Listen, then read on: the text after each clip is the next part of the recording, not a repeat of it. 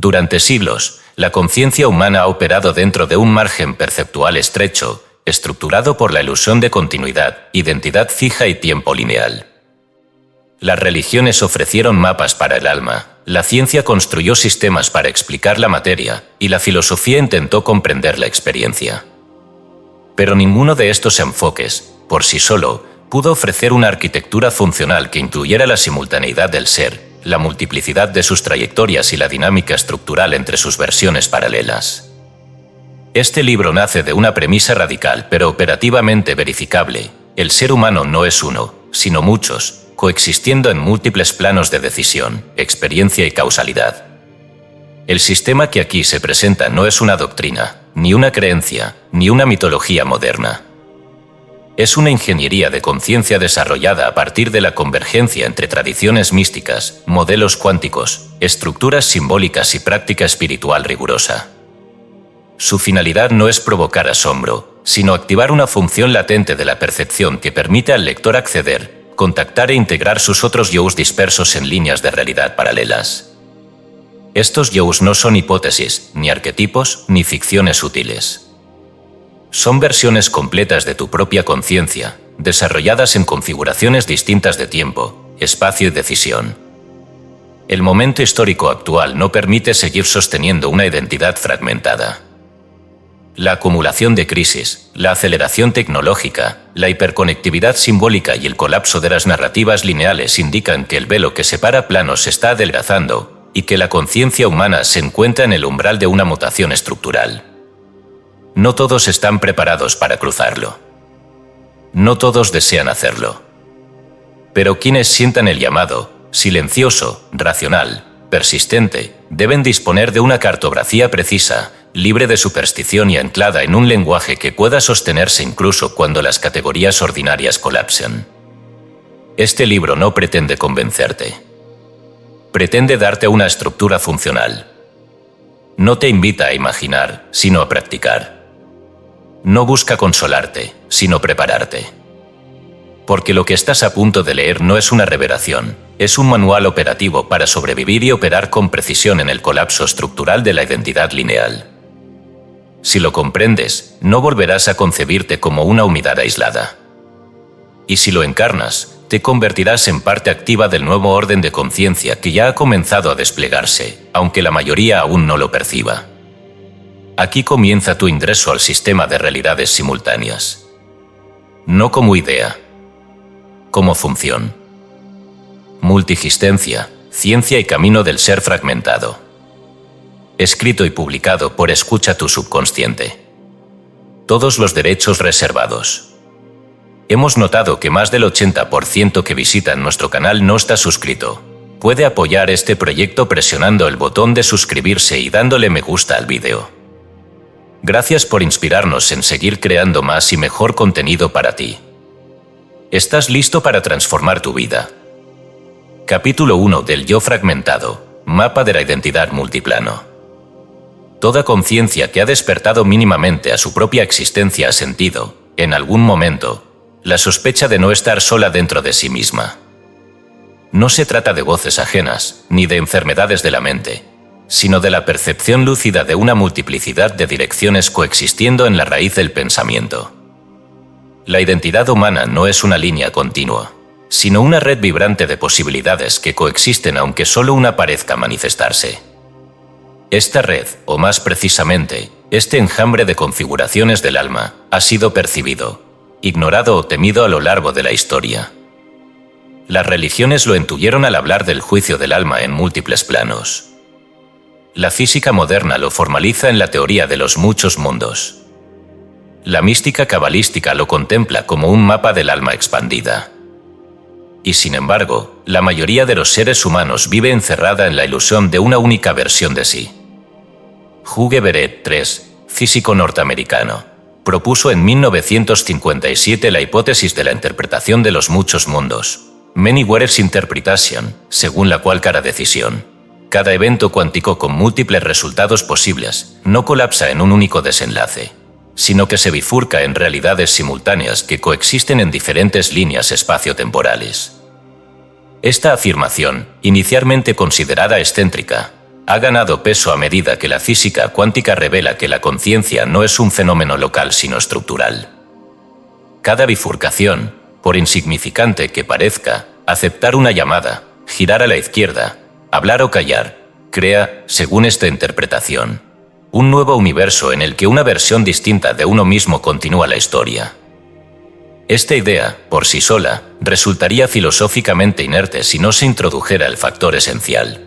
La conciencia puede, bajo ciertas condiciones, interactuar con esas versiones alternas. El alma no es una secuencia, es una esfera. No se mueve en una sola línea de tiempo, sino que pulsa en múltiples frecuencias simultáneamente. El Zohar, obra central del misticismo judío, describe la conciencia del ser humano como una luz fragmentada que habita múltiples recipientes a la vez. En palabras textuales, y así como una vela puede encender muchas otras sin perder su llama, el alma del justo se expande en muchos mundos a la vez, cumpliendo designios distintos en cada uno. Zohar 36b. Esta afirmación no debe interpretarse como metáfora literaria, sino como indicación de una estructura real del ser. ¿Quién serías si no hubieras abandonado aquella relación? ¿Quién serías si te hubieras atrevido a seguir tu vocación? ¿Quién serías si no hubieras traicionado tu intuición más profunda aquella vez? Estas no son simples preguntas emocionales o ejercicios de nostalgia. Son llamados de resonancia desde otras versiones tuyas que existen en líneas de tiempo distintas. Cada decisión no solo tiene consecuencias, sino que da lugar a otro tú, completamente desarrollado, que continúa viviendo la posibilidad que aquí fue desechada. Si esto es así, entonces el yo no es una entidad central, sino una intersección temporal de múltiples trayectorias simultáneas. Y si existe un modo de acceder a esas trayectorias, el mapa del alma humana se convierte en una tecnología ontológica. El concepto de yo simultáneo no debe confundirse con personalidad múltiple ni con fragmentación psíquica. Lo primero es patológico, lo segundo es estructural. Aquí hablamos de un fenómeno metafísico, una misma conciencia origen expresándose en diferentes coordenadas espacio-temporales, cada una con sus propios aprendizajes, estructuras, deseos y errores. Lo que hace de esto una realidad operativa y no solo una especulación es el hecho de que, en determinados estados de percepción ampliada, estas versiones pueden comunicarse entre sí, e incluso influenciarse. El déjà vu, los sueños vívidos, los presentimientos inexplicables o la repentina certeza de haber vivido esto antes no son errores de la memoria. Son puntos de cruce entre las líneas existenciales que tú habitas. El alma, en este modelo, funciona como una matriz fractal. Cada microdecisión genera una ramificación. Cada ramificación se proyecta como una realidad completa, y todas estas realidades coexisten sin jerarquía. El tú que eligió quedarse en su país y formar una familia no es menos real que el tú que emigró y emprendió un camino solitario. Ambos existen, aunque desde esta versión encarnada solo accedas a uno de ellos conscientemente. Pero el hecho de que no los percibas no implica que no influyan. Como escribió Rupert Sheldrake en su teoría de los campos mórficos, lo que ocurre en un sistema tiende a resonar con lo que ocurre en sistemas similares, aunque estén separados por espacio o tiempo, generando patrones de comportamiento que se refuerzan mutuamente. Esta resonancia es la base de lo que llamaremos más adelante efecto sincrónico entre yos. Quien comienza a intuir esta estructura ya no puede vivir igual. No puede seguir afirmando con arrogancia que su vida es suya, porque comprende que está compartida, entrelazada, influida por versiones de sí mismo que, aunque no ve, le condicionan. Es entonces cuando surge una pregunta decisiva, ¿cómo me ubico dentro del mapa de mis yos? Y más aún, ¿cuál de todas mis versiones está más alineada con la coherencia original de mi alma? Estas preguntas no tienen una respuesta inmediata, pero su formulación correcta ya actúa como llave. Saber que existen múltiples yos no basta. Hay que saber qué hacer con esa información. La tradición hermética enseñaba que lo semejante atrae a lo semejante, pero también advertía que el ignorante arrastra al sabio si el sabio no se fortalece primero. Esto aplica con exactitud a nuestro tema. Una versión tuya puede hundirse en la desesperación o en la violencia, y esa vibración afectará a otras versiones cercanas. Inversamente, Si una de tus versiones logra un alto nivel de coherencia, generosidad o lucidez, esa energía puede irradiar hacia el resto. Aquí entra en juego el concepto de resonancia causal interdimensional, que desarrollaremos más adelante. Pero por ahora basta con afirmar que tú no estás solo y que tus acciones afectan existencias que no recuerdas, pero que te contienen. Para visualizar esta estructura de manera más precisa, imagina que tu conciencia es el centro de una esfera en expansión, y cada eje de esa esfera representa una dimensión de decisión, salud, vocación, pareja, territorio, tiempo, nivel espiritual, orientación energética, propósito de vida, comunidad, linaje kármico y nivel de percepción. En total, 11 ejes principales, cada uno con infinitos grados posibles. Lo que llamamos tú es una coordenada específica donde esos ejes se cruzan en un momento dado. Pero las otras combinaciones también existen. Y todas son tú. Ahora bien, ¿qué implica esto para la espiritualidad? En primer lugar, la humildad. Ninguna versión de ti es absoluta. Ninguna puede considerarse final ni superior. La santidad, si es que tal cosa existe, sería el punto de máxima coherencia donde todas las versiones de ti convergen en un patrón armónico. En segundo lugar, implica responsabilidad. Cada acción tiene eco más allá de este plano. Cada impulso, cada emoción sostenida, cada pensamiento repetido afecta a la red completa. Por eso la oración, el perdón, la contemplación, no son meras prácticas individuales, sino actos de ingeniería energética que modifican todo el campo de versiones que te constituyen. Y finalmente, implica posibilidad. Si cara tú existe, si cara tú vive, entonces puedes aprender de ellos, comunicarte con ellos, e incluso unificar sus fuerzas. Esta es la gran promesa de la conciencia multiplano, no solo conocer el mapa, sino integrarlo. Y si eso es posible, entonces la evolución no es lineal ni progresiva, sino simultánea y convergente. Es aquí donde la lectura se convierte en práctica y el lector en testigo. La pregunta que permanece en el aire, suspendida como un nudo no resuelto, es: ¿puedes soportar saber que no eres único, sino múltiple? ¿Estás dispuesto a responsabilizarte por tus otras versiones? ¿Tienes el valor de llamar yo a aquello que no viviste pero te constituye? Si la respuesta es afirmativa, estás preparado para avanzar. Pero no como quien acumula conocimiento, sino como quien aprende a caminar con 11 sombras detrás. Capítulo 2: La arquitectura oculta del dodecaedro interior. Todo mapa requiere un contenedor geométrico. Ningún viaje interno puede sostenerse sin una estructura simbólica que oriente la conciencia en su tránsito por lo invisible. La exploración de los yo simultáneos exige, por tanto, no solo intuición ni simple apertura mental, sino una arquitectura formal del alma. Dicha arquitectura no es producto de la invención humana, sino una revelación progresiva del orden oculto del universo. El dodecaedro, de entre los sólidos platónicos, ha sido históricamente considerado el contenedor perfecto del éter, del alma y de las dimensiones superiores. No es casualidad que Platón lo considerara tan sagrado que apenas lo mencionó. En el diálogo Taimeo, se señala, hay un quinto cuerpo que Dios utilizó para bordear el universo entero. Lo llamamos dodecaedro, Taimeo, 55c.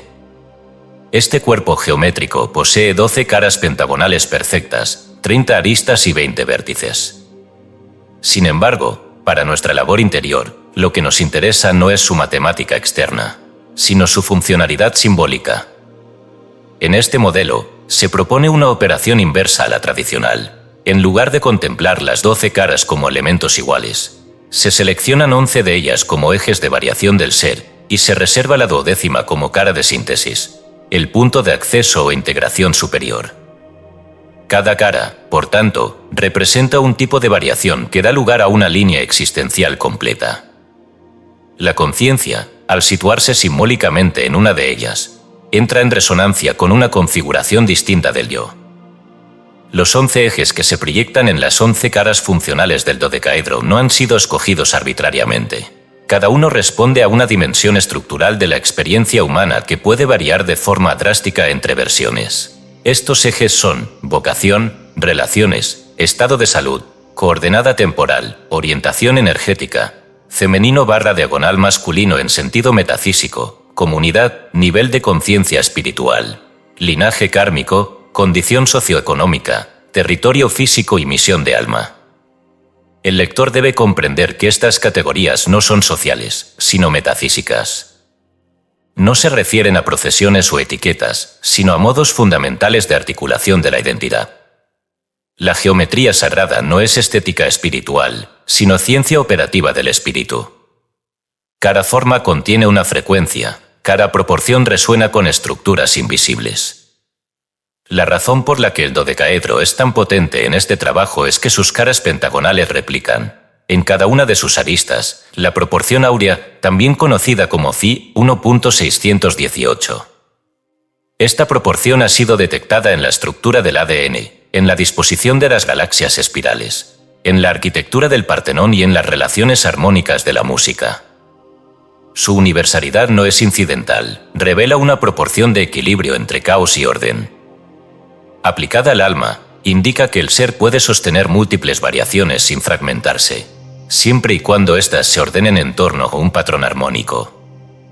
El árbol de la vida cabalístico, por su parte, provee la estructura energética sobre la cual puede proyectarse el dodecaedro interior. Si se superpone este sólido platónico sobre el árbol, se observa una correspondencia sorprendente entre sus vértices y las sefirot, y especialmente entre sus ejes y los senderos que conectan las emanaciones. Esto sugiere que la exploración de las caras del dodecaedro no es solo contemplativa, sino también ascensional. El alma no solo accede a sus versiones alternativas, las puede elevar, sanar, transmutar, y así acelerar el retorno hacia su fuente. El trabajo con el dodecaedro es, en este sentido, simultáneamente horizontal, entre yous, y vertical, entre niveles del ser. Cada cara del dodecaedro se convierte así en una puerta, no en una superficie. Esta distinción es fundamental. Una superficie muestra, una puerta conecta. Al meditar con esta figura, al visualizarla rotando en su campo interior, el lector puede identificar con cuál cara, es decir, con cuál eje de variación, está más alineado o más bloqueado. Algunas caras vibran con familiaridad, otras parecen inaccesibles. Esa diferencia no es trivial. Cada persona tiene un eje dominante y un eje ciego. El primero se manifiesta como una dimensión natural de maestría. El segundo, como una dimensión bloqueada cuya ausencia distorsiona la totalidad. Para comprender mejor esta lógica, consideremos una parábola cotidiana. Imagina que 11 viajeros habitan una misma casa, pero cada uno vive en una habitación diferente y jamás se encuentran. Uno de ellos domina el lenguaje, otro la música, otro la matemática, otro la cocina, otro la danza, y así sucesivamente. La casa tiene una arquitectura perfecta, pero los viajeros, al no comunicarse, ignoran las capacidades del conjunto. Ahora imagina que cada noche, sin saberlo, uno de ellos sueña con el otro y siente nostalgia de una capacidad que nunca tuvo. Así ocurre con el alma humana. Cada cara del dodecaedro es una habitación que añoras sin saber por qué. El trabajo espiritual consiste en reunir a los 11 viajeros en el centro de la casa, donde pueden hablarse, mirarse, reconocerse como uno. Desde el punto de vista operativo, trabajar con el dodecaedro interior implica visualizarlo en estado rotatorio, detenerlo intuitivamente en una cara específica, y permitir que esa cara se convierta en un umbral hacia una versión del yo contenida en esa variación. Este ejercicio, si se realiza con disciplina y limpieza energética, puede generar insights espontáneos, memoria emocional no atribuible, e incluso sincronías externas que reflejan la activación del eje correspondiente.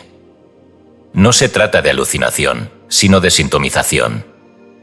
Como escribió David Bohm, la realidad no está hecha de cosas, sino de procesos que se implican mutuamente a través niveles invisibles de orden. Joun Misan de Implicate Order, 1980. El dodecaedro es uno de esos niveles de orden implicado.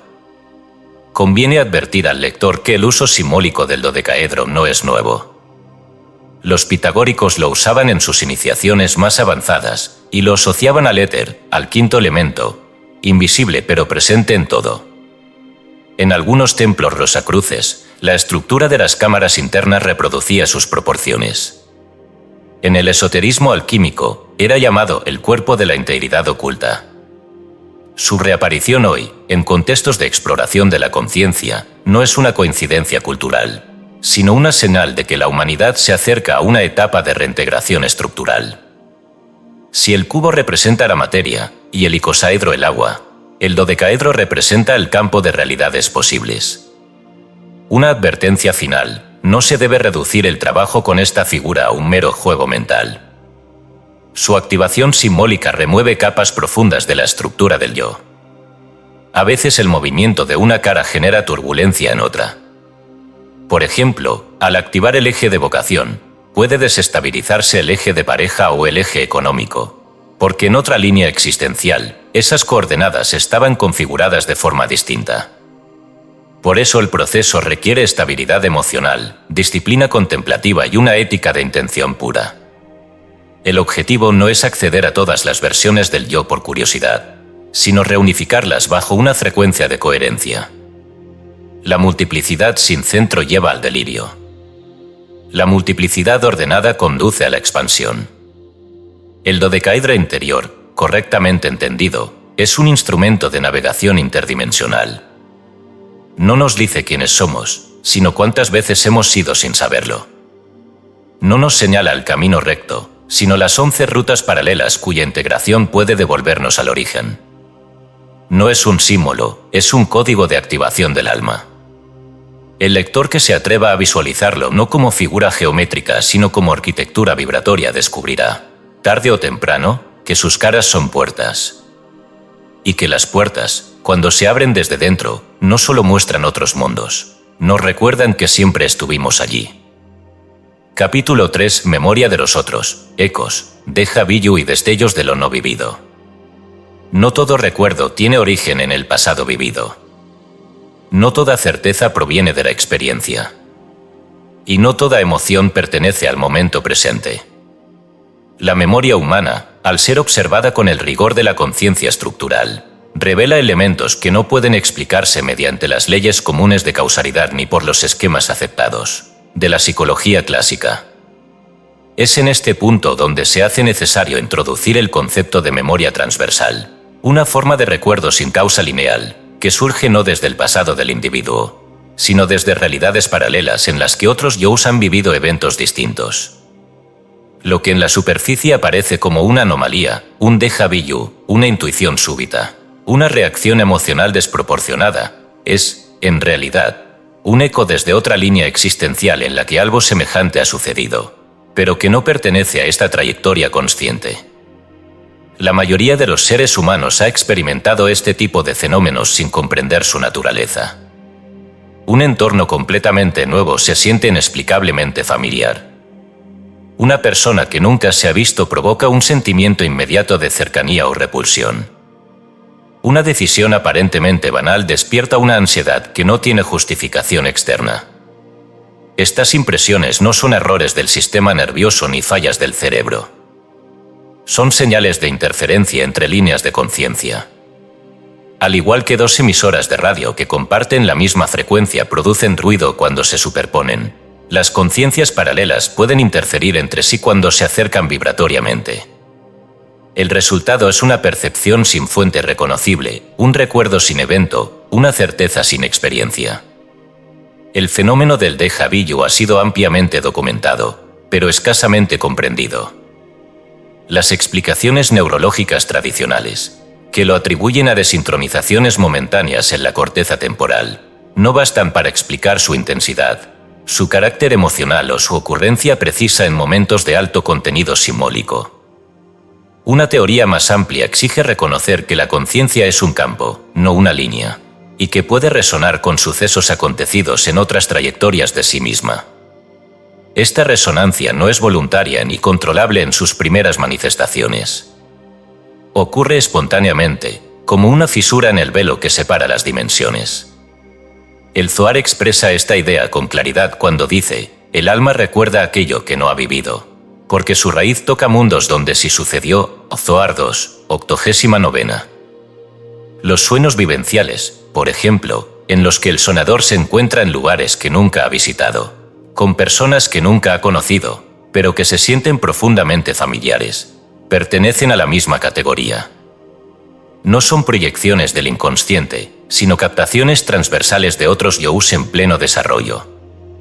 El sueño actúa aquí como catalizador de acceso, dado que en estado onírico la conciencia se desancla de la linealidad del tiempo. Lo que se experimenta como una narrativa simbólica puede ser, en ciertos casos, una traducción distorsionada de otra realidad legítima. Por eso hay sueños que no se olvidan nunca, no son sueños, sino vislumbres. Otro fenómeno clave es el de los errores imposibles, situaciones en las que el individuo comete un acto que no tiene sentido dentro de su línea de vida, pero que encajaría perfectamente en una trayectoria alterna. Por ejemplo, alguien escribe sin querer un apellido que no le pertenece, pero que corresponde al de una pareja no elegida en esta vida. O firma un documento con una fecha que no corresponde al calendario actual, sino al de una bifurcación clave de su destino. Este tipo de errores no deben considerarse accidentes cognitivos, sino fugas de información entre planos.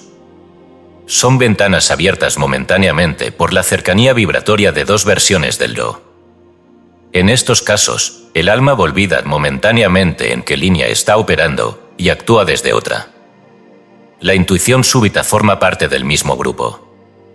Pero aquí, en lugar de error o recuerdo, hay acción sin fundamento. Se trata de decisiones o afirmaciones que surgen sin análisis previo, sin datos concretos, pero con una certeza que no admite discusión.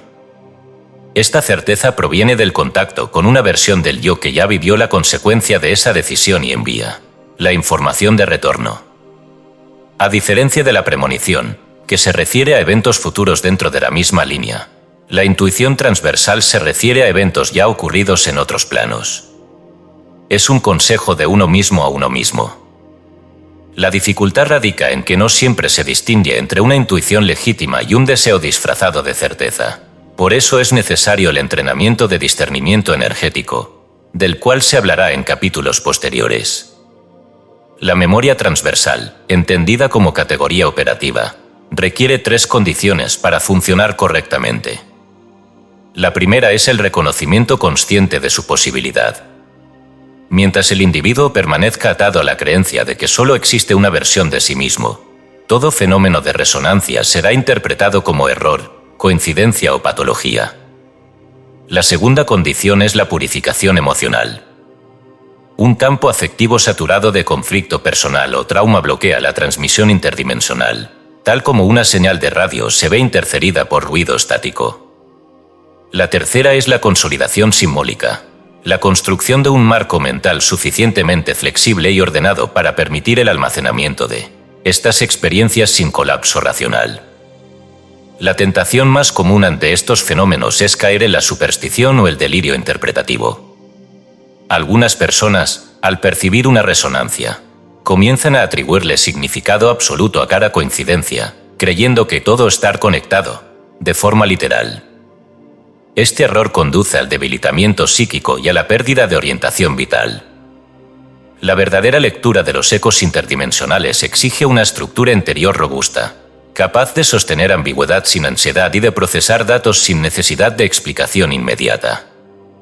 Tal como lo expresó Carl Jung, no todo lo que se manifiesta como símbolo debe ser comprendido de inmediato. Algunos símbolos deben ser contemplados como si fueran seres vivos que respiran en otra dimensión de la mente. Memories, Dreams, Reflections, 1961. Surge entonces una pregunta clave. ¿Es posible diferenciar entre un recuerdo legítimo y una resonancia transversal? La respuesta es sí, pero no mediante análisis lógico, sino a través del registro vibratorio. El recuerdo legítimo tiene origen en una cadena causal interna. Puede reconstruirse hacia atrás, paso a paso, desde la experiencia hasta su punto de origen. La resonancia transversal, en cambio, aparece como una certeza sin antecedentes, como si hubiera emergido de un punto fuera del tiempo. Su característica principal es la desubicación, aparece donde no debería. Este es el signo de su legitimidad. El verdadero entrenamiento en la memoria transversal no consiste en coleccionar experiencias raras, sino en saber interpretar correctamente las anomalías de la conciencia. Cada vez que algo no encaja, una sensación, una escena, un pensamiento, debe ser examinado no desde la duda ni desde la creencia, sino desde la posibilidad estructural de que provenga de otro yo. Esto no implica que toda anomalía tenga ese origen, pero sí que su recurrencia, su intensidad y su resonancia emocional pueden indicar un punto de cruce dimensional. Estas señales, bien interpretadas, permiten reconstruir parcialmente el mapa de versiones paralelas. Por último, debe advertirse que la integración de esta información en la vida cotidiana exige disciplina. No basta con reconocer los ecos. Hay que transformarlos en decisiones éticas.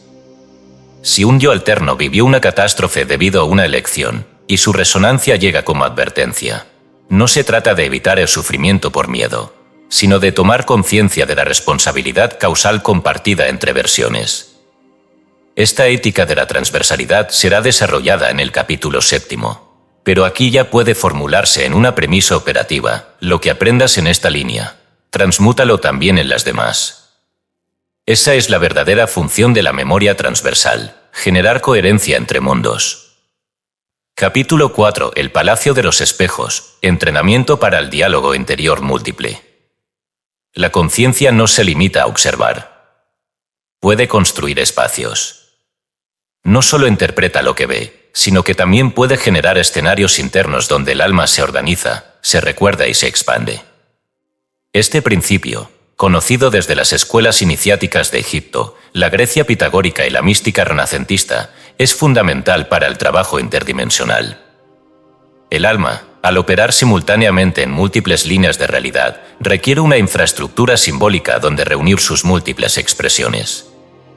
Sin esa arquitectura interior, todo intento de integración termina en confusión, disociación o fascinación improductiva. Por ello, este capítulo propone una metodología concreta, la construcción del palacio interior de 11 salas, un sistema psicoespiritual de comunicación con los otros yos. Antes de proceder, es necesario aclarar que el palacio no es una metáfora ni una técnica de relajación creativa. Se trata de una estructura funcional de la conciencia sutil, que puede ser construida, mantenida y habitada por la atención profunda. Los antiguos llamaban a esto templum interioris y sabían que toda alma avanzada debía edificar un espacio donde recibir revelaciones sin confundirse con ellas. En la tradición hermética, este lugar era considerado un espejo de la arquitectura del universo.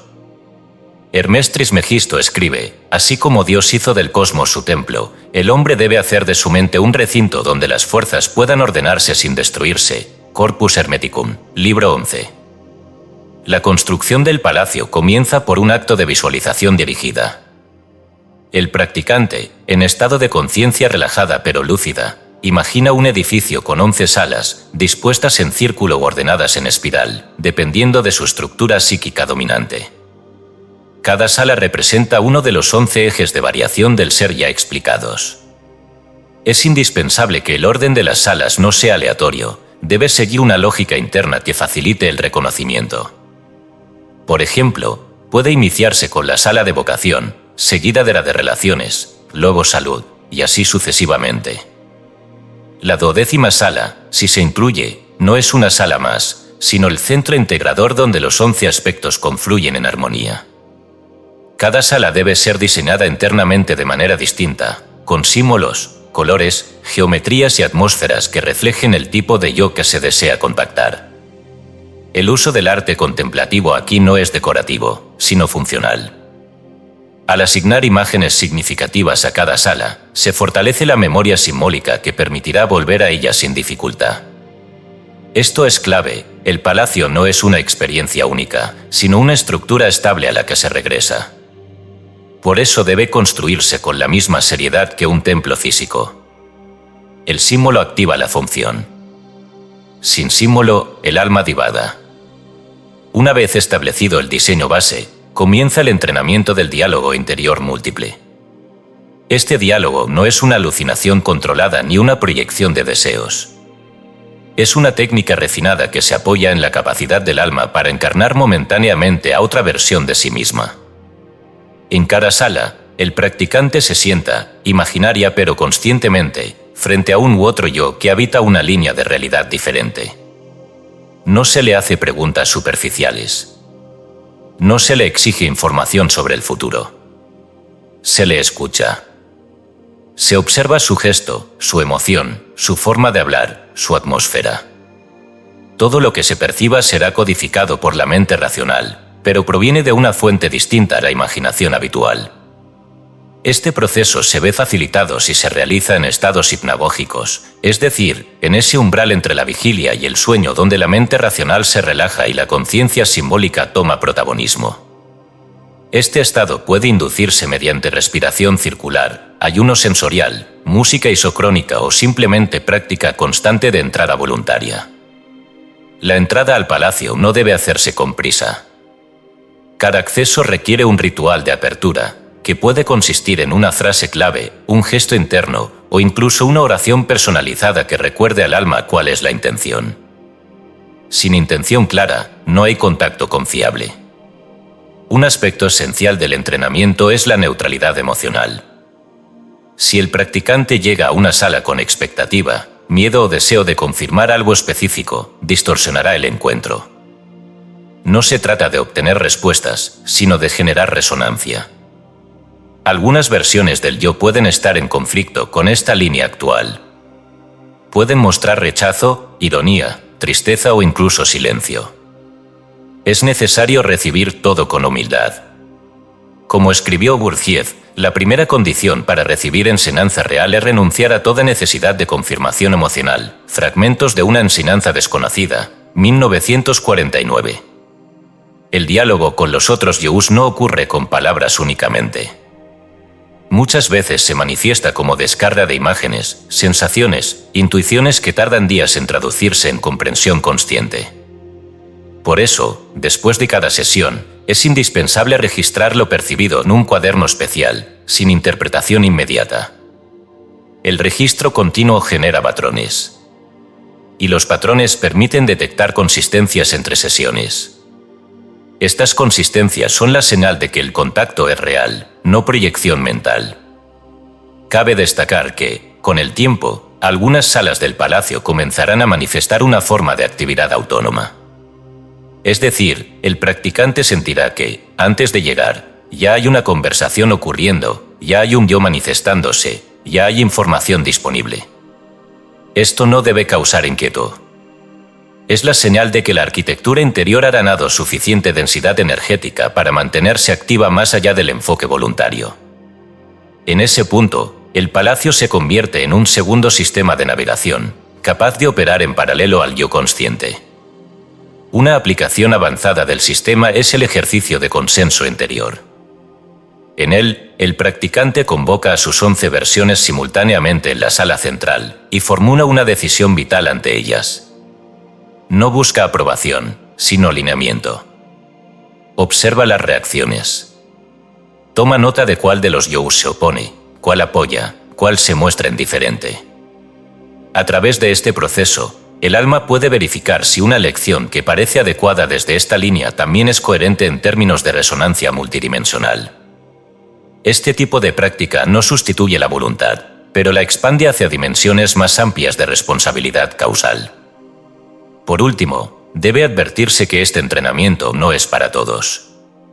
Personas con estructuras mentales inestables, sin anclajes éticos o con historial de disociación no deben usar esta herramienta sin acompañamiento experto. El palacio amplifica lo que ya está presente. Si hay orden, multiplicará el orden. Si hay caos, acelerará el caos. Por eso se exige madurez interior, integridad moral y un compromiso sostenido con la verdad, aunque duela. El lector que construya este palacio no será el mismo. Descubrirá que su mente no era un recipiente pasivo, sino un organismo arquitectónico, capaz de albergar a todos sus otros yous. Y en ese descubrimiento dejará de buscar maestros externos, porque entenderá que cada versión de sí mismo contiene una enseñanza. No hay otros. Solo hay ecos del mismo ser en habitaciones distintas, esperando ser escuchados.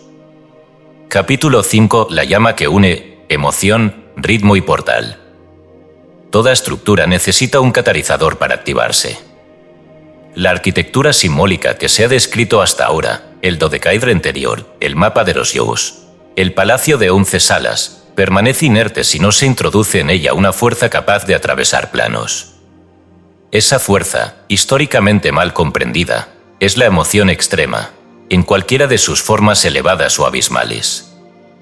El alma, cuando atraviesa un umbral emocional intenso, pierde momentáneamente su anclaje a la realidad consensual y accede, por breves instantes, a un plano de hiperconectividad vibratoria.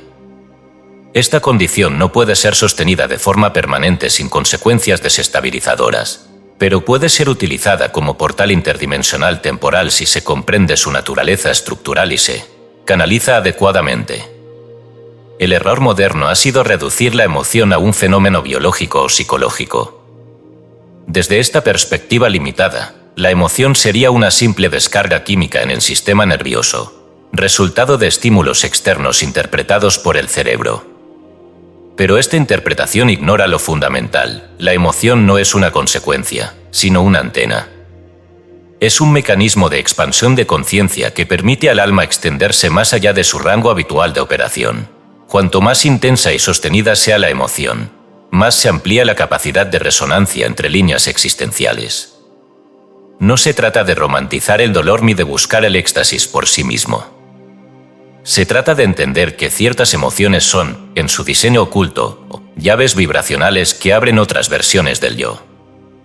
Existen 3 categorías de emoción que, por su intensidad y naturaleza expansiva, funcionan como portales: el dolor radical, el éxtasis elevado y el estado creador profundo. El dolor radical, como ocurre ante la muerte de un ser querido, la enfermedad repentina o la pérdida total de sentido, quiebra la identidad superficial y expone al alma a una desnudez estructural. En ese punto, cuando el yo no tiene nada a lo que aferrarse, surgen recuerdos que no pertenecen a esta vida, intuiciones que no provienen del análisis y visiones que no se explican desde el agotamiento. En palabras de Jung, el alma herida se convierte en puerta. Allí donde el ego se rompe, emerge lo transpersonal. Psychology and Alchemy, 1944. El éxtasis elevado, por su parte, ocurre cuando la conciencia alcanza una vibración tan intensa de gratitud, belleza o unidad que deja de percibirse como separada. Esto puede acontecer mediante experiencias místicas, contemplación artística profunda o rituales bien estructurados. En ese estado, las barreras entre líneas temporales se disuelven, y el yo accede a realidades simultáneas sin contradicción. El éxtasis no es evasión, sino síntesis, una experiencia en la que todos los yous parecen reconocerse mutuamente en una misma vibración. Este tipo de experiencia fue descrita por los místicos sufíes como fana, la disolución del yo individual en la totalidad, y considerada la forma más pura de conocimiento directo. El estado creador profundo, en tercer lugar, constituye una forma silenciosa pero poderosa de acceso interdimensional.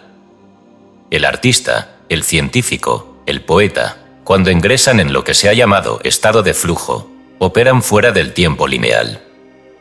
No hay conciencia del cuerpo, del reloj, ni de la identidad social.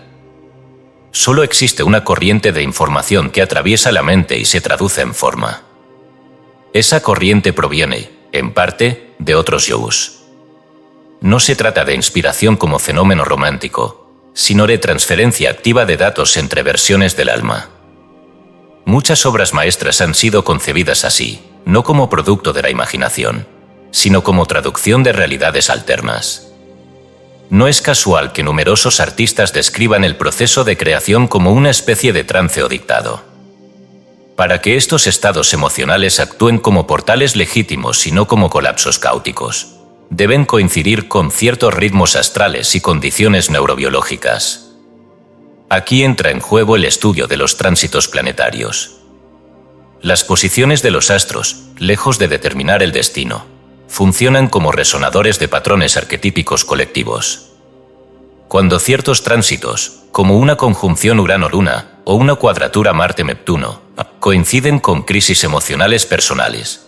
Se abre un campo de disonancia estructural que permite el acceso a otras realidades del yo. Este principio fue conocido por los antiguos como kairos, el tiempo oportuno, el instante en el que lo eterno irrumpe en lo cronológico. Al mismo tiempo, la neuroplasticidad cerebral actúa como el sustrato físico de estas conexiones.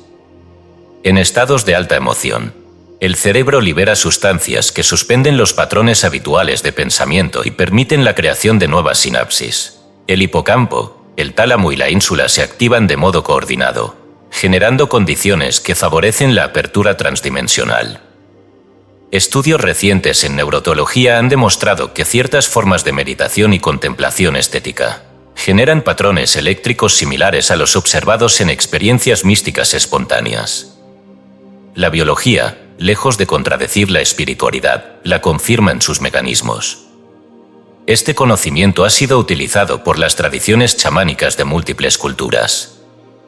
En el Amazonas, los pueblos que utilizan plantas maestras saben que el trance inducido no es alucinación, sino acceso. Los cantos, los tambores, los movimientos repetitivos no tienen función estética. Son dispositivos rítmicos para alterar el estado de conciencia y permitir el tránsito entre mundos. El nahualismo mesoamericano, por ejemplo, enseña que en el momento de mayor vulnerabilidad emocional el espíritu puede mover su punto de encaje y acceder a otras formas del yo. Este principio fue formulado con precisión por Carlos Castañeda cuando escribió: «La intensidad de la emoción crea una ruptura en la membrana de la percepción ordinaria. Por esa grieta puede entrar lo no conocido, el lado activo del infinito», 1998. Lo que une todas estas tradiciones no es la técnica, sino el reconocimiento de que la emoción extrema es la llama que quema las paredes entre realidades. Pero para que esa llama no destruya, debe tener una dirección. El fuego sin forma genera caos. El fuego contenido genera visión. Por eso toda práctica que pretenda usar la emoción como portal debe ir acompañada de un marco de contención simbólica. Esto puede lograrse mediante rituales personales, códigos de intención, o espacios diseñados para recibir el impacto sin colapsar. El cuerpo debe estar preparado, el entorno debe ser protegido, y la conciencia debe saber regresar. Un ejercicio recomendado para explorar esta conexión consiste en observar los momentos de mayor intensidad emocional de la vida propia y preguntarse: ¿qué memorias, intuiciones o sincronicidades surgieron en esos momentos? Luego, identificar si alguno de esos contenidos no parece encajar con la narrativa lineal del yo actual. Si se encuentran elementos de esta clase, conocimientos sin causa, imágenes no asociadas, certezas sin contexto, es probable que se haya producido un cruce interdimensional. Esta práctica, repetida con atención y sin sugestión, permite al alma cartografiar sus propios portales emocionales. Pero toda puerta abierta debe ser cerrada con conciencia. No basta con acceder. Hay que saber volver. Por eso, cada vez que se utilice un estado emocional como medio de conexión, se recomienda cerrar el proceso con un gesto simbólico, una frase de cierre, una respiración intencional o un movimiento corporal que ancle de nuevo al presente. Esto no es superstición, sino higiene energética. La emoción, si no se reabsorbe, puede dejar fisuras en el campo vital que permiten interferencias no deseadas. La apertura debe ser reversible. La llama debe consumirse en su propio orden. Este capítulo no propone manipular la emoción ni buscarla artificialmente. Lo que plantea es un cambio de comprensión, ver en la emoción un lenguaje estructural entre yous. El alma no grita por fragilidad. Grita porque está cruzando de plano. Y si aprendemos a escuchar ese grito no como síntoma, sino como código, entonces cada lágrima, cada estremecimiento, cada vértigo puede convertirse en mapa. No se trata de evitar el dolor, ni de perseguir el éxtasis. Se trata de entender que ambos son puertas. Y que al cruzarlas con conciencia, el alma no se fragmenta, se expande. Capítulo 6. Tecnología de la deslocalización, las llaves dimensionales reunificadas. El alma humana, al operar simultáneamente en múltiples líneas de existencia, no se encuentra confinada a un único punto del espacio-tiempo. Esta afirmación, aunque aún inaceptable para las disciplinas empíricas convencionales, constituye la base operativa de toda tecnología espiritual avanzada. La conciencia es ubicua en potencial y localizada solo por elección. Lo que entendemos como identidad fija no es sino un ancla temporal seleccionada por razones estructurales. La posibilidad de desanclar esta identidad y de mover la conciencia a través de sus múltiples expresiones paralelas sin perder la coherencia central, requiere de herramientas precisas. Estas herramientas, conocidas como llaves dimensionales, no son objetos físicos, sino configuraciones de percepción aplicadas sobre estructuras simbólicas y vibracionales. Son, en términos técnicos, instrumentos de deslocalización coherente. El concepto de deslocalización ha sido parcialmente explorado en física cuántica a través del fenómeno de la no localidad, que establece que dos partículas entrelazadas pueden influirse mutuamente sin importar la distancia que las separe.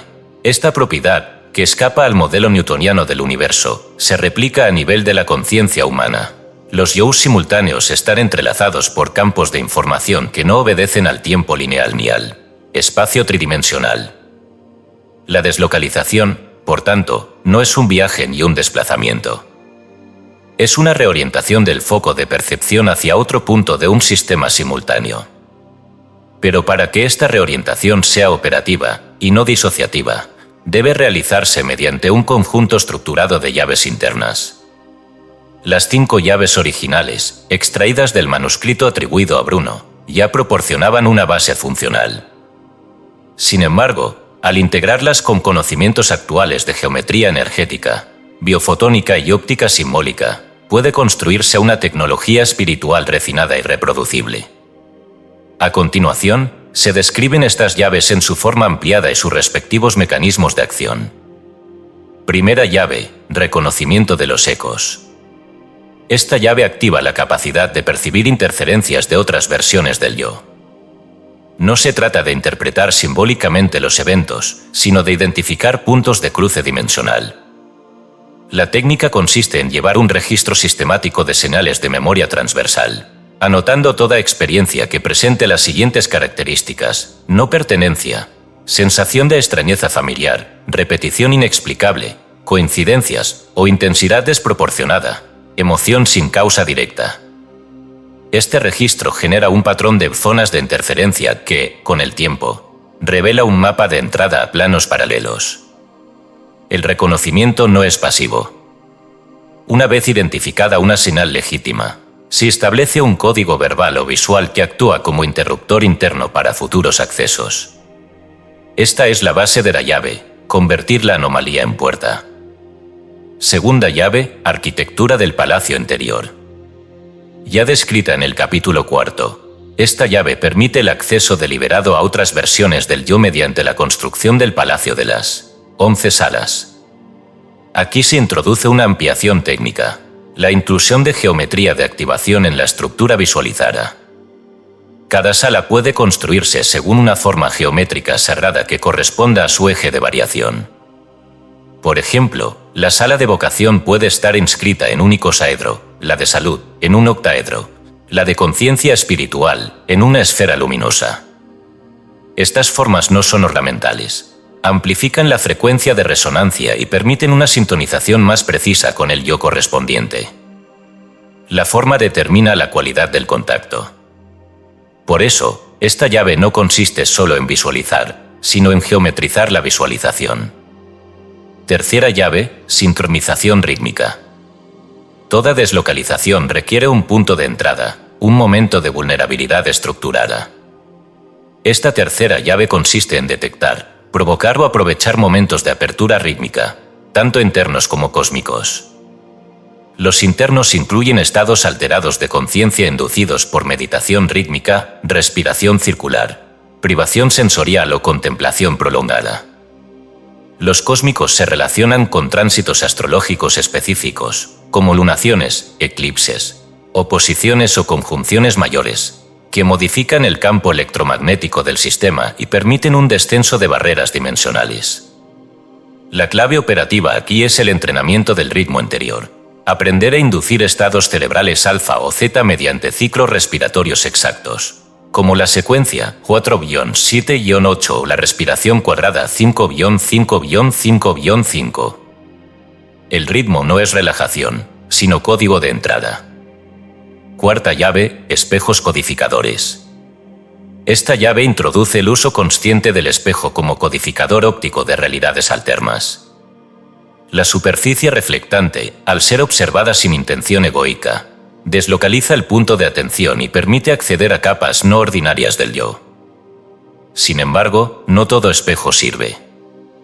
Debe configurarse según principios de óptica simbólica, ángulos, número de espejos, disposición geométrica. Por ejemplo, una estructura pentagonal de 5 espejos colocados en estrella permite el acceso a versiones del yo que representan caminos no tomados. La forma más avanzada es la estructura de 11 espejos, cada uno orientado hacia una dirección cardinal extendida, usada en ceremonias de integración multiplano.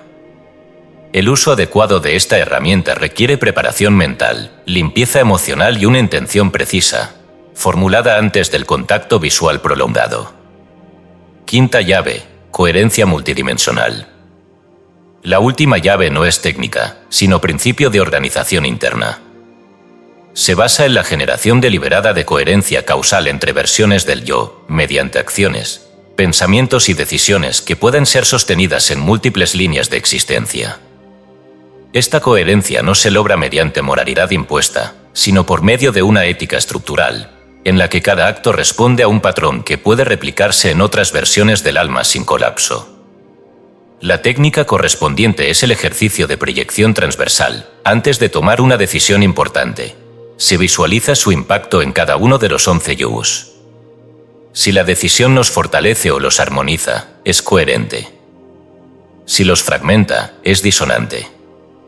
Esta práctica, mantenida a lo largo del tiempo, genera un fenómeno llamado resonancia causal acumulativa, en la cual versiones del yo que nunca se han cruzado convergen por armonía estructural. Estas 5 llaves, tomadas en conjunto, constituyen una tecnología de deslocalización con reintegración.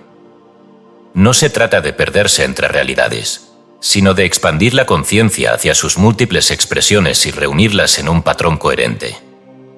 El objetivo no es la fascinación por lo múltiple, sino la emergencia de un centro que contenga lo diverso sin reducirlo. Esta tecnología no requiere creencia, sino aplicación sistemática.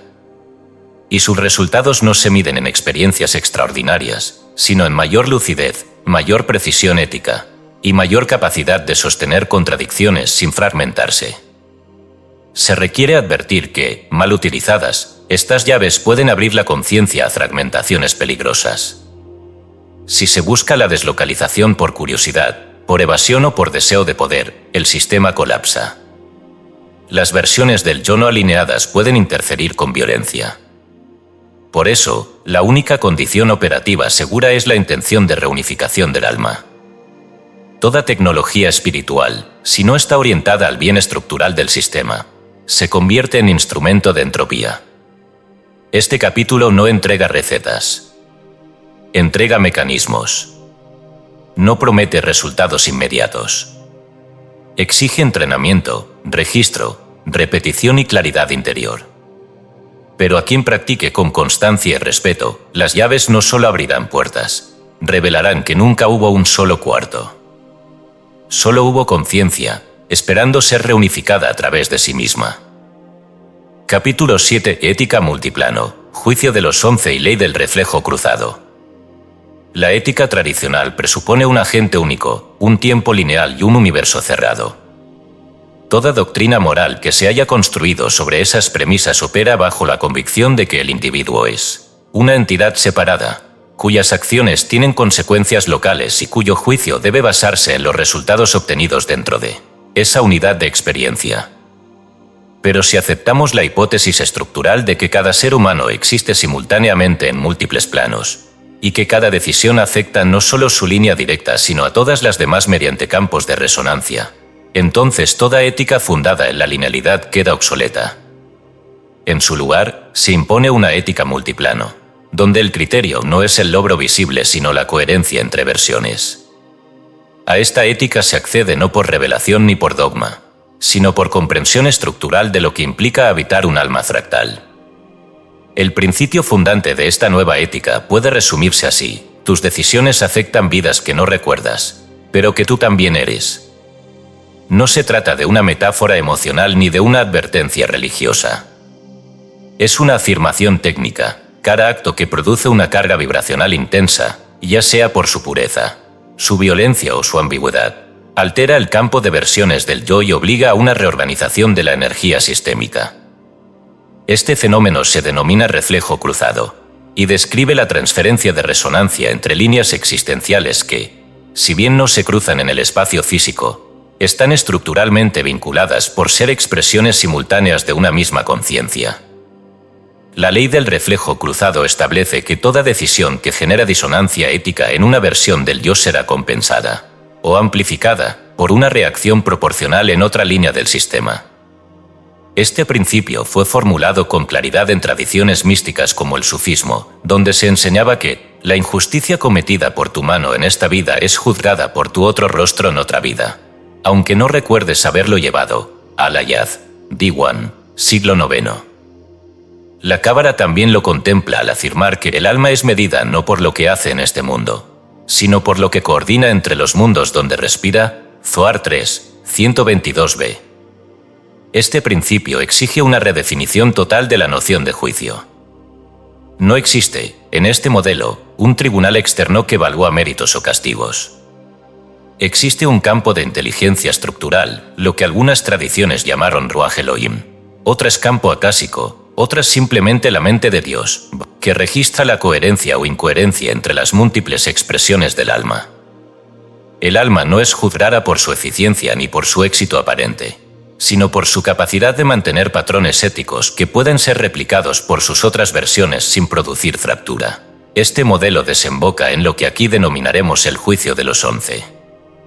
A diferencia del juicio lineal, que interroga al individuo por sus actos visibles, este juicio examina el patrón vibracional que el alma ha generado entre sus 11 principales expresiones.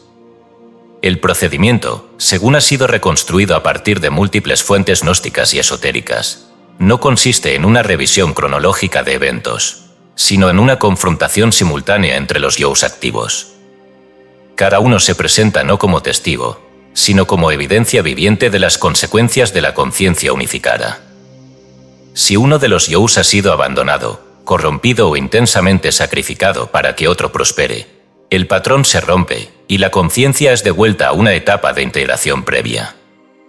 Este juicio no ocurre después de la muerte, sino durante el proceso de expansión interdimensional. El alma que desea acceder a su versión convergente, es decir, al punto omega donde sus 11 expresiones se reúnen, debe pasar por esta evaluación estructural. No como castigo, sino como condición matemática de acceso. Las versiones disonantes no pueden fusionarse sin generar colapso. Por tanto, si una línea del yo se halla en conflicto grave con otra, la integración se posterga hasta que se produzca una reparación ética transversal. Esta reparación no se logra pidiendo perdón. Se logra actuando en coherencia multiplicada, enviando patrones correctivos que, por su calidad vibracional, reorganizan las líneas colapsadas. Un ejemplo concreto puede ilustrar este principio. Supongamos que en esta línea de existencia, una persona sacrifica su vocación por seguridad económica, generando en otra línea un yo colapsado por frustración crónica. Si esa persona, en esta vida, realiza actos de creación desinteresada, apoyo a la vocación ajena, o redención simbólica del arte que abandonó, esa resonancia puede, si es lo suficientemente pura, reparar parcialmente el daño causado en la otra línea. No se trata de compensar mediante lógica moral, sino de emitir frecuencias que restablezcan la armonía fractal del sistema. El mayor obstáculo para operar esta ética es el ego. No el ego como identidad superficial, sino como asociación absoluta con una sola versión del yo, desde la cual todo lo demás parece ajeno o ilusorio. Esta identificación impide la percepción de los efectos de nuestras acciones más allá de lo visible. Solo cuando se entiende que uno también es el que fracasó, el que enfermó, el que traicionó, Se accede a la humildad necesaria para reparar lo que se ha roto sin recordar haberlo roto. Esta es la función sagrada del juicio de los 11, forzar la expansión de la responsabilidad hasta cubrir lo olvidado. Surge entonces una pregunta esencial: ¿cómo puede una conciencia encarnada en una sola línea tomar decisiones que beneficien a sus otras versiones? La respuesta es doble. En primer lugar, mediante la práctica constante de proyección transversal, ya descrita en la quinta llave. En segundo lugar, mediante una ética de intención coherente, formulada en términos de posibilidad universal. Antes de actuar, preguntarse si esa acción podría ser ejecutada, con el mismo sentido, por todas las versiones del yo. Esta pregunta, si se mantiene como hábito, genera una estructura ética que trasciende las circunstancias personales y se convierte en ley interna. La ética multiplano no busca pureza ni perfección. Busca simetría causal. Es decir, patrones que puedan repetirse sin distorsión. En este modelo, no existe el bien absoluto ni el mal esencial. Existen configuraciones que permiten la expansión de la conciencia en múltiples planos, y configuraciones que generan fragmentación.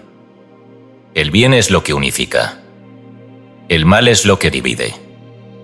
Lo correcto es lo que puede ser replicado sin contradicción entre yogos. Lo incorrecto es lo que crea interferencias destructivas en la red del alma. Esta definición es operativa, no moralizante. No se basa en mandatos externos, sino en la lógica estructural del sistema multidimensional. Una última advertencia es necesaria. No toda interferencia entre líneas del yo es corregible desde esta línea. Algunas deben ser asumidas como cargas estructurales y solo pueden ser integradas mediante aceptación, no mediante reparación. Esta aceptación no implica resignación, sino conciencia lúcida de los límites de la acción individual. La madurez espiritual, en este modelo, consiste en discernir entre lo que debe ser reparado y lo que debe ser absorbido. Ambos movimientos son éticos. Ambos fortalecen el campo. Este capítulo no impone un nuevo código de conducta. Propone una forma más compleja de comprender el alcance de nuestras decisiones.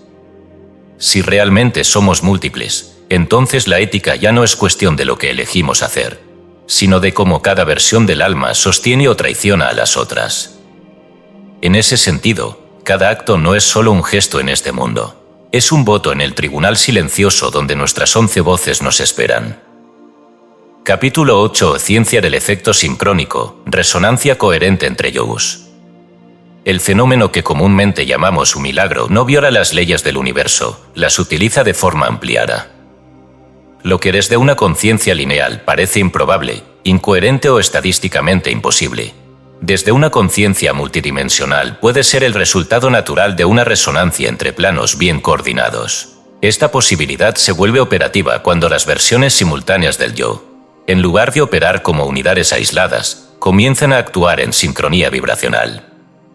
A este fenómeno lo denominaremos efecto sincrónico interdimensional, y constituye una de las claves funcionales más avanzadas del sistema de conciencia multiplano. Es, en términos técnicos, la capacidad de producir alteraciones improbables en la realidad consensual mediante el alineamiento coherente de decisiones equivalentes tomadas por múltiples yous en realidades paralelas. Antes de examinar las técnicas, conviene establecer la diferencia entre sincronicidad y sincronía.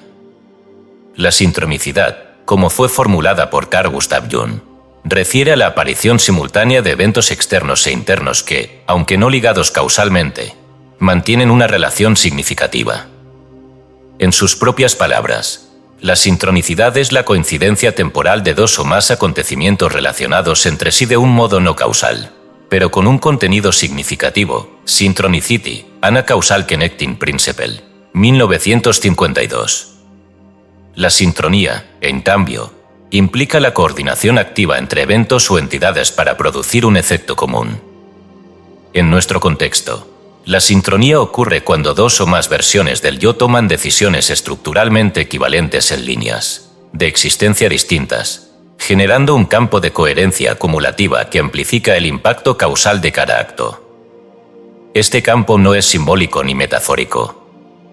Es un fenómeno vibracional que puede, bajo ciertas condiciones, reorganizar los patrones de probabilidad de una línea específica y provocar lo que, desde la percepción lineal, parecería un milagro estadístico, una remisión espontánea, una coincidencia salvadora, una oportunidad improbable o una aceleración inusual de procesos normalmente lentos.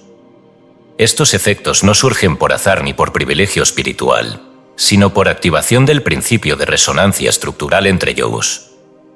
Cuanto mayor sea la coherencia entre las decisiones tomadas en líneas paralelas, mayor será la intensidad del campo generado y más se curvará la estadística local. Este principio ha sido observado empíricamente en experiencias límite, donde sujetos sin relación física directa reportan eventos paralelos, decisiones idénticas, visiones compartidas, curaciones simultáneas o intuiciones complementarias.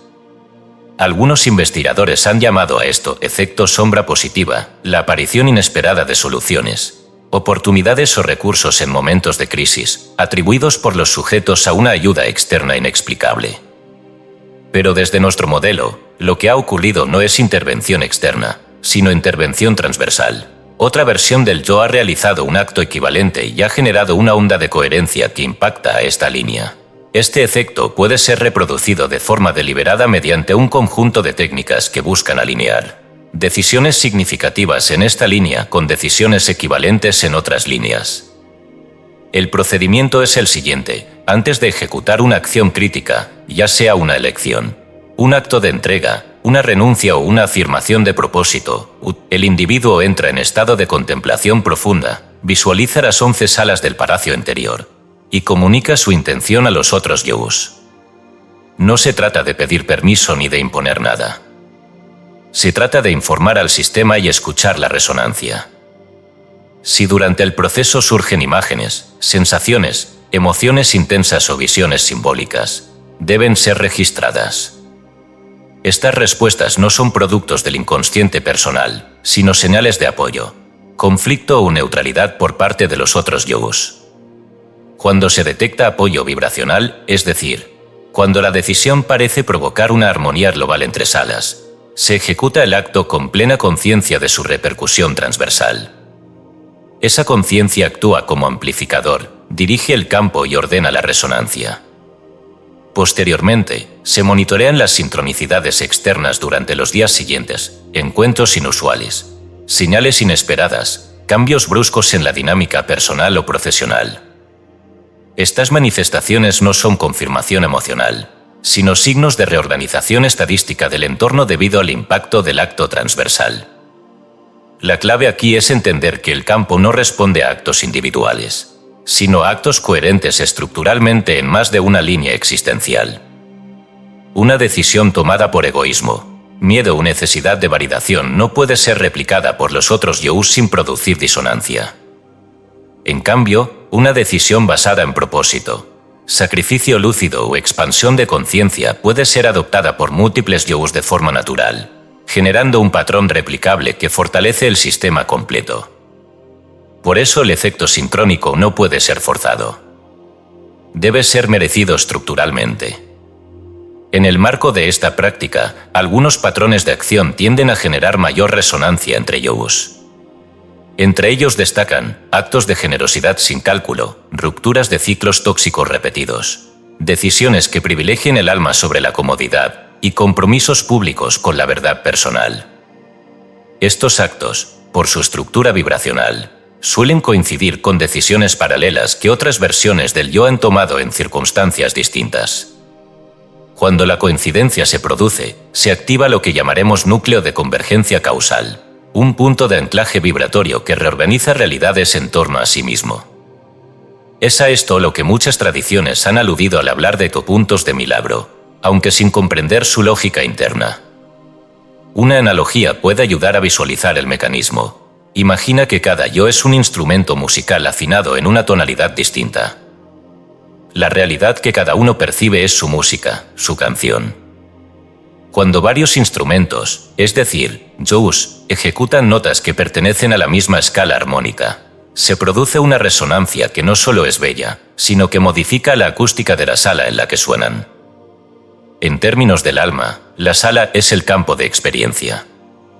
el acto sincrónico modifica el campo. Lo que parecía sólido se reconfigura. Lo improbable se vuelve posible. No por azar, sino por coherencia. Ahora bien, este tipo de operaciones no está exento de riesgo. Forzar la sincronía sin preparación, o buscarla desde el deseo de control, puede provocar efectos inversos: fragmentación del campo, aparición de líneas colapsadas o activación de memorias conflictivas. Por eso, antes de intentar cualquier operación de este tipo, el alma debe haber pasado por las etapas previas: reconocimiento de los ecos, construcción del palacio, entrenamiento en neutralidad emocional, activación de las llaves y práctica sostenida de ética multiplano. Sin esas condiciones, el intento de sincronía se convierte en fantasía o en manipulación, ambas incompatibles con el principio de resonancia verdadera. Finalmente, debe entenderse que la ciencia del efecto sincrónico no busca generar milagros visibles, sino estructurar una vida operativamente armónica. Los milagros no son fines, sino consecuencias. Lo esencial es la coherencia, vivir, decidir y actuar como si cada gesto pudiera ser observado, replicado y sostenido por todas tus otras versiones sin fractura. Esa forma de vivir no es heroica, sino estructuralmente exacta.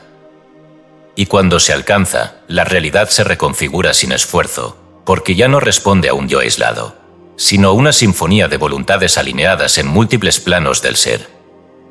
Capítulo 9. Trampas del multiplano, fragmentación, ego cuántico y delirio de control.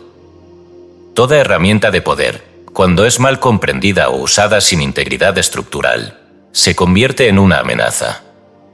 El acceso a la conciencia multidimensional no está exento de peligros. Al contrario, cuanto mayor es la apertura interdimensional, más delicada se vuelve la operación de la identidad. Las tecnologías descritas hasta aquí y las llaves de acceso, el palacio interior, la activación emocional, la resonancia transversal, son mecanismos de expansión y reintegración, pero pueden ser deformados en manos de una conciencia no preparada. Por eso, este capítulo no está destinado a enseñar una nueva técnica, sino a advertir. Y no desde el miedo, sino desde la precisión estructural. Todo sistema complejo exige una ética operativa, y toda apertura de planos exige una contención moral proporcional. La primera trampa, y quizás la más común, es la fragmentación psicoespiritual. Esto ocurre cuando el individuo accede a versiones alternas de sí mismo sin haber consolidado suficientemente su identidad funcional. La conciencia, al entrar en contacto con múltiples yos, comienza a confundirse respecto a su rol, su tiempo, su propósito. Se pierde la referencia. Comienza a vivir en una especie de disociación interior donde las fronteras entre realidades se vuelven porosas, y la mente pierde su eje. Esta condición, aunque parezca un acceso espiritual, es en realidad una crisis de contención simbólica. La multiplicidad, sin centro de gravedad, produce dispersión. Lo que debía integrarse se convierte en colapso. Este tipo de fragmentación se manifiesta de varias maneras: pérdida de sentido de identidad, contradicciones no procesadas entre decisiones, sueños intrusivos sin estructura, pérdida de límites entre ficción y experiencia, o parálisis funcional por exceso de posibilidades internas. En estos casos, no debe insistirse en el trabajo interdimensional. La conciencia necesita replegarse, reintegrarse, restablecer su unidad mínima antes de volver a expandirse. El yo funcional unificado no es una cárcel, sino un ancla necesaria.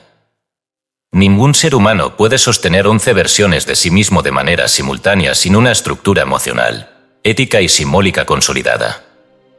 Como advirtió Gurdjieff, ninguna multiplicidad se sostiene sin un centro. Y ningún centro se forma sin esfuerzo sostenido. Fragmentos de una enseñanza desconocida. 1949. La segunda trampa es el ego cuántico. Se trata del fenómeno mediante el cual el individuo, al acceder a versiones de sí mismo con mayores capacidades, comienza a identificarse exclusivamente con ellas, despreciando su yo actual y las versiones menos desarrolladas. Esta hipertrofia espiritual produce una forma sutil pero peligrosa de narcisismo metafísico. El sujeto comienza a hablar desde un supuesto yo elevado, a emitir juicios morales desde una falsa superioridad vibratoria, y a actuar como si fuera una especie de puente entre mundos que no necesita validación ni corrección.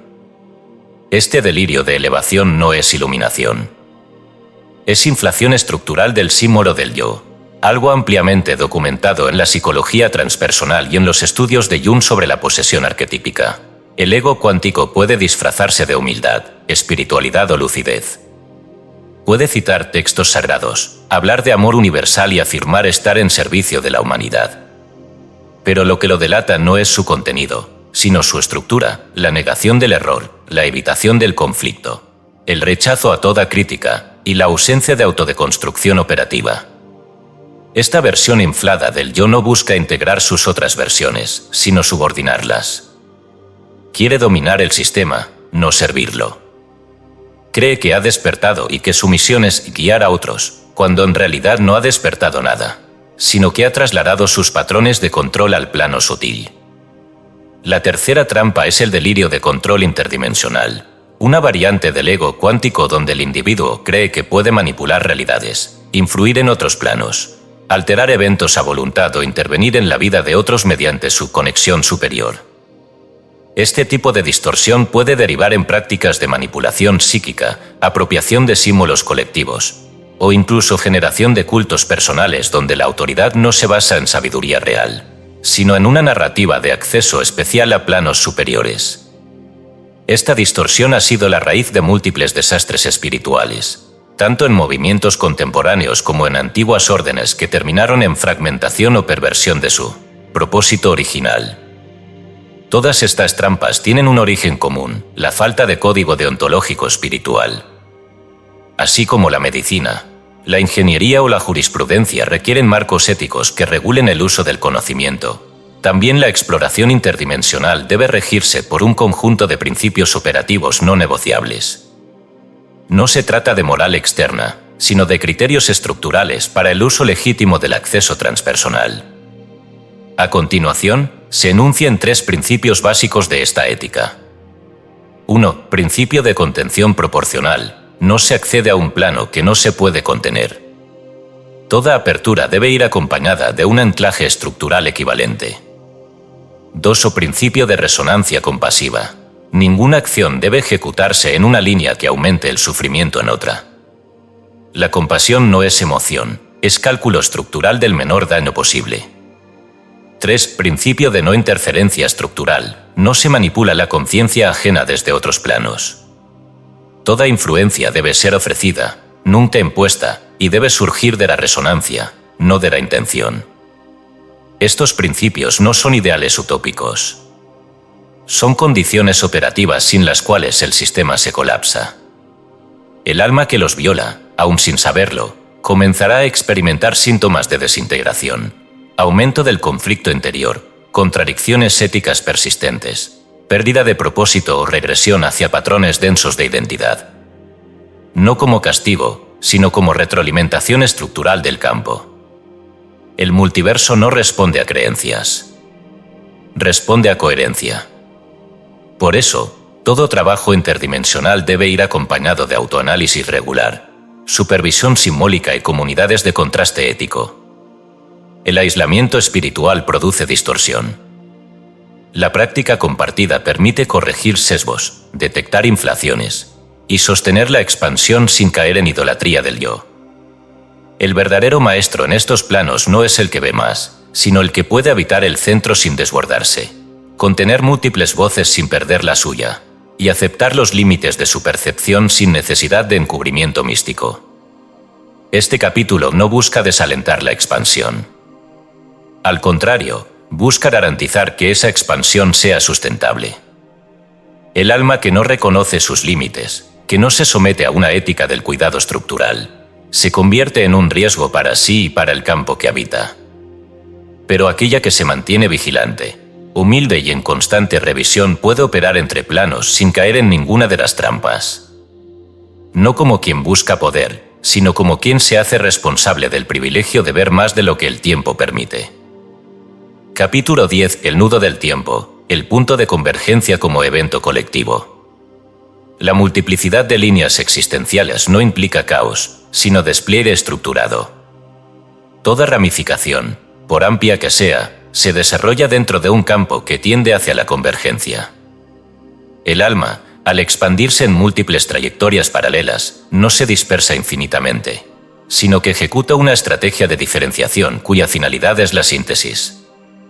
Esta síntesis, que no ocurre en el plano inmediato ni en la conciencia parcial, se orienta hacia un punto de intersección estructural, al que diferentes tradiciones han aludido con nombres diversos: punto omega, retorno, día del juicio, singularidad, última unión. En términos operativos, lo llamaremos aquí nudo del tiempo, y lo definiremos como el instante en el que las líneas temporales armónicas de una conciencia se reencuentran en una misma frecuencia y provocan un colapso estructural de separación. El concepto no debe entenderse como un evento cronológico que se aproxima, sino como una configuración energética que se activa cuando se alcanza una masa crítica de coherencia transversal. Este nudo no está programado, sino que emerge del sistema como resultado de las decisiones interdimensionales acumuladas. Es decir, no sucede simplemente porque el tiempo avanza, sino porque la conciencia integrada lo convoca mediante el alineamiento de múltiples versiones de sí misma. En este punto, el yo ya no se experimenta como fragmento, sino como nodo central desde el cual todas las versiones pueden verse, reconocerse y coordinarse sin contradicción. El libro de Enoc, uno de los textos apócrifos más enigmáticos del judaísmo místico, describe este fenómeno con imágenes veladas. En el capítulo 89 se lee: «Y vi todas las casas reunidas en una, y las bestias se hicieron hombres, y los hombres se hicieron blancos como nieve, y fueron medidos con una misma vara». Esta imagen, simbólicamente leída, indica una reunificación de diversidades, una purificación vibratoria y un juicio no moral, sino estructural. El alma es medida en su convergencia. En la exégesis etíope del texto, el término usado para esta reunión es KRT, que puede traducirse también como nudo de hilo divino. La profecía de los cátaros, cuya transmisión oral fue fragmentada por las persecuciones inquisitoriales del siglo XIII, afirmaba que llegaría un tiempo en el que los hijos del uno recordarían su fractura y se mirarían sin nombres, sin tiempo y sin historia. Este momento sería precedido por un colapso de estructuras externas y por una revolución interna en la percepción. Aunque expresada en un lenguaje críptico, la idea central es coherente con la noción de nudo del tiempo, un instante en el que la multiplicidad se reconoce como ilusión funcional y se restituye la unidad vibracional originaria. En tiempos contemporáneos, algunos investigadores de la física teórica y la filosofía del tiempo han abordado esta noción desde un marco diferente. Jean-Pierre Garnier Mallet, por ejemplo, propone que el tiempo no es lineal sino desdoblado, y que cada elección genera bifurcaciones cuya información puede ser anticipada y corregida desde un nivel cuántico de conciencia. Su propuesta, aunque polémica, coincide estructuralmente con la idea de que la conciencia puede reunificar sus líneas temporales si accede a la memoria del campo desdoblado. De forma similar, estudios en neurofísica han comenzado a documentar estados de conciencia no ordinarios en los que sujetos reporten experiencias de simultaneidad temporal, acceso a versiones futuras de sí mismos o integración de líneas de decisión divergentes. Lo que interesa aquí no es validar estas propuestas desde una perspectiva empírica, lo cual sería metodológicamente inaplicable, sino mostrar que múltiples disciplinas están, desde distintos ángulos, llegando al mismo punto estructural. La conciencia humana no es una línea dentro del tiempo, sino un sistema de trayectorias interrelacionadas que tienden a la integración. El nudo del tiempo es, entonces, el horizonte natural del alma multidimensional, y su emergencia no depende de una profecía cumplida, sino de una configuración alcanzada. Pero este punto de convergencia no se manifiesta automáticamente. Exige un nivel de madurez estructural en el sistema de versiones del yo. Es decir, cada línea debe haber alcanzado un umbral mínimo de coherencia ética, vibracional y causal para poder fusionarse sin producir colapso.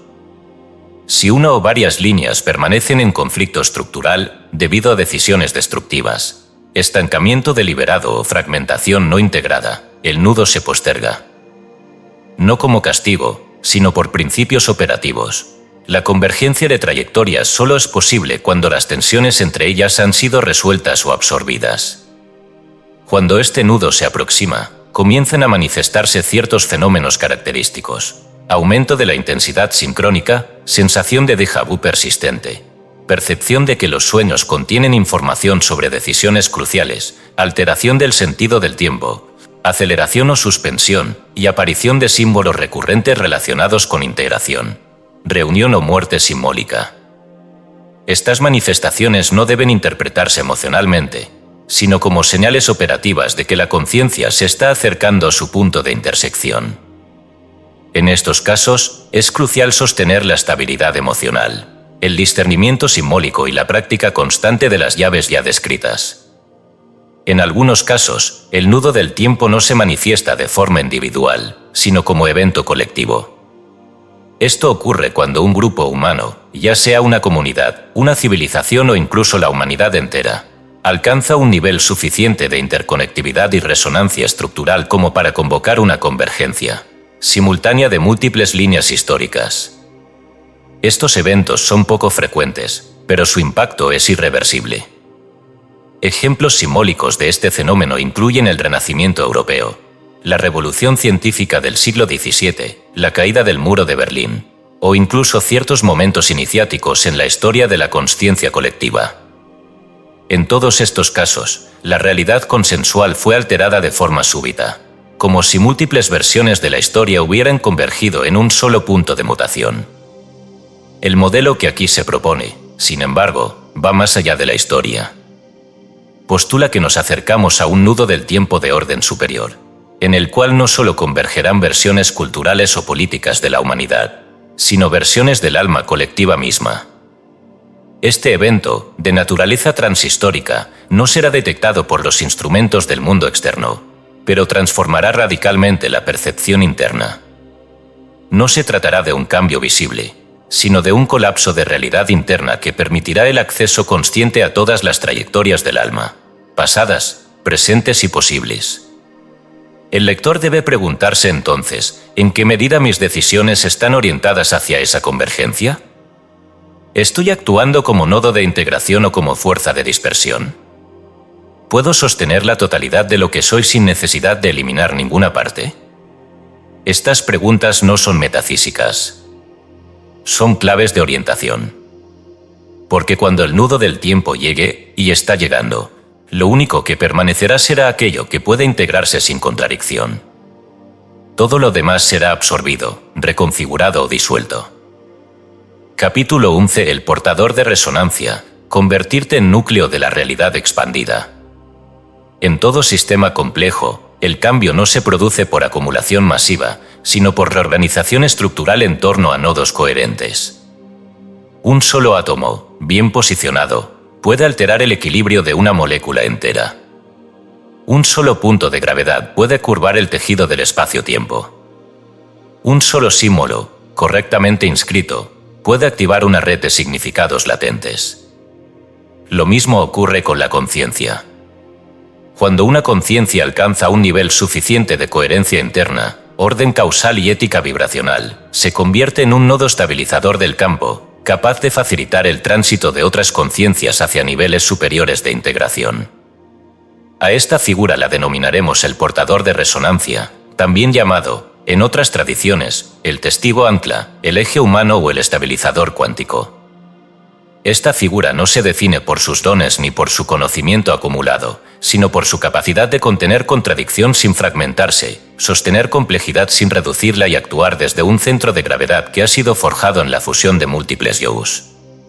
El portador de resonancia es aquel que ya no se identifica exclusivamente con una de sus versiones, sino que ha integrado, sin necesidad de uniformarlas, a todas aquellas que ha contactado.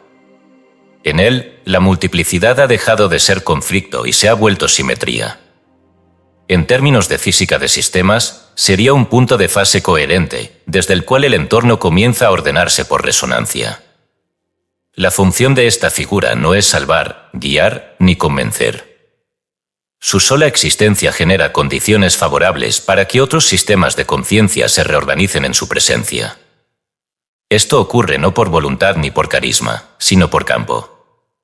Las decisiones tomadas desde este tipo de centro vibracional provocan efectos sincrónicos en otras líneas del yo, por proyección, en otras personas cuyo campo de estructura es compatible.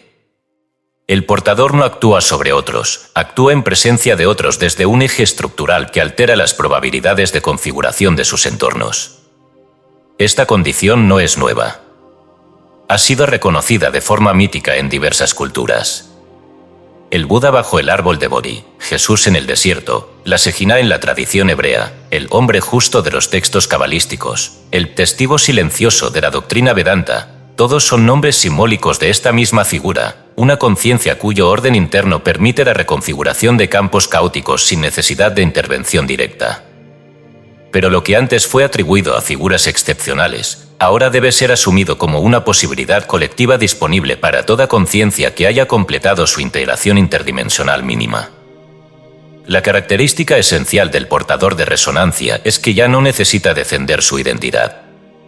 Ha cruzado la barrera del ego cuántico, ha reconocido sus propias trampas, ha atravesado la fragmentación y ha regresado no como individuo fortalecido, sino como campo funcional. Por eso no busca visibilidad. No reclama autoridad. No requiere aprobación. Su eje está asentado en una frecuencia que no depende del lenguaje ni de la representación simbólica. Como escribió Lao Tse, el sabio no enseña con palabras, sino con su forma de caminar el vacío, Tao Te Ching, Cap 43. La pregunta esencial, por tanto, no es cómo ser escuchado, seguido o comprendido, sino cómo sostener una vibración estructuralmente coherente ante cualquier condición externa. El portador de resonancia no reacciona desde la identidad, sino desde la estructura. No responde desde la emoción inmediata, sino desde la lectura causal del campo. No actúa para cambiar, sino que su acción misma es la manifestación de una realidad ya transformada en su interior. Por eso su presencia desestabiliza todo lo que no es auténtico, y por eso también suele ser rechazado por estructuras que aún no están preparadas para reorganizarse. El lector debe comprender que este capítulo no es una clausura conceptual, sino una convocatoria operativa. Toda la obra anterior ha sido un mapa. Pero el mapa no es el territorio. Ahora se exige encarnación. Se exige la decisión de asumir la posición del portador, no por mérito ni por deseo, sino por comprensión. Comprensión de que alguien debe sostener el orden cuando el campo colapsa, y que ese alguien puede ser uno si está dispuesto a pagar el precio de la integración. Ese precio no es el sufrimiento romántico. Es la renuncia a toda forma de autoengaño. La práctica cotidiana del portador no es extraordinaria. Es disciplinada. Consiste en tomar decisiones que pueden ser replicadas por todas las versiones del yo sin conflicto. En sostener pensamientos cuya frecuencia no fracture el campo. En hablar desde el punto de vista más amplio disponible, no desde la herida ni desde la creencia. En escuchar no lo que los otros dicen, sino lo que su campo emite. En actuar no desde la urgencia, sino desde el núcleo de necesidad estructural. Esta forma de vivir no puede enseñarse en talleres ni capturarse en frases. Solo puede practicarse hasta que reordene la sustancia misma del alma. En términos prácticos, el portador se convierte en un eje de activación para su entorno. Su sola presencia comienza a provocar ajustes en las líneas existenciales cercanas, amigos que toman decisiones inesperadas, espacios que se reorganizan, estructuras que colapsan o se fortalecen. Estas no son señales del universo, sino efectos estructurales de un nodo de coherencia funcionando en un campo entropizado. El portador no busca estos efectos, y muchas veces ni siquiera los reconoce. Pero los provoca inevitablemente. Y entonces aparece la paradoja final: el portador no puede desear serlo, porque el deseo de serlo lo descalifica. Ser núcleo es una consecuencia, no una aspiración. Cuando el alma ha hecho el trabajo completo, cuando ha recorrido sus 11 salas, ha recordado sus otras vidas, ha sostenido el fuego de la emoción, ha evitado las trampas del ego, ha resistido la fragmentación y ha caminado hacia el punto de convergencia, el ser se vuelve campo y el campo se vuelve orden. Y ese orden, aunque invisible, cambia todo lo que toca. El lector que ha llegado hasta aquí debe decidir si continúa como observador o si acepta el peso de esta posición. No será reconocido. No será aplaudido. No será protegido. Pero será necesario. Porque toda transformación estructural comienza cuando una sola conciencia se vuelve tan coherente, tan precisa, tan silenciosamente exacta, que el mundo alrededor ya no puede seguir operando como antes. Ese es el portador. No el que dice, sino el que sostiene. No el que sabe, sino el que integra. No el que guía, sino el que estabiliza. No el que brilla, sino el que ancla. Ahora sabes lo suficiente para ser uno.